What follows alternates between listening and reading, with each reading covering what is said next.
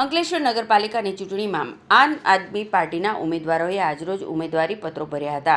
Ward number 8માં આમ આદમી પાર્ટીના મોહમ્મદ આશિફ, મોહમ્મદ શફી શેખ, અફરોઝ પરવીન, શાહ નવાઝ મિર્ઝા અને મનુબેન વસાવાએ ઉમેદવારી પત્રો ભર્યા હતા। જ્યારે વોર્ડ નંબર 7માં આમ આદમી પાર્ટીના મોહમ્મદ હફીમ, ફિરોઝ ખાન પઠાણ અને શિવાભાઈ વસાવાએ ઉમેદવારી પત્રો ભર્યા હતા।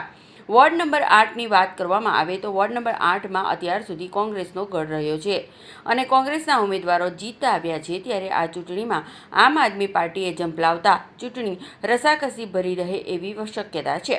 આસાનીથી જીતતા કોંગ્રેસના ઉમેદવારો સામે આમ આદમી પાર્ટીના ઉમેદવારોએ જીતનો દાવો નક્કી કર્યો છે।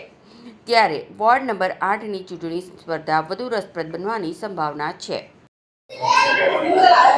આમ આદમી પાર્ટી અંકલેશ્વર શહેરની અંકલેશ્વર નગરપાલિકાની 36 બેઠક પર અંકલેશ્વર શહેરની કાયાપલટ, વિકાસ અને અંકલેશ્વરને સમૃદ્ધ બનાવવા માટે અંકલેશ્વર નગરપાલિકાની ચૂંટણી લડી રહી છે, જેના તમામ ઉમેદવારો જીતવાના સક્ષમ છે અને આમ આદમી પાર્ટી અંકલેશ્વર શહેરમાં જીતીને અંકલેશ્વર શહેરના વિકાસ માટે પ્રયત્ન કરશે અને અંકલેશ્વર નગરપાલિકામાં જે ભ્રષ્ટાચાર વધી રહ્યો છે અને જે ભ્રષ્ટાચારને જે પ્રોત્સાહન આપી રહ્યા છે તેમને ઘર બેસાડવા માટે અંકલેશ્વર આમ આદમી પાર્ટી કમર કસી અંકલેશ્વર શહેરમાં જીત મેળવશે એવી અમને આશા છે।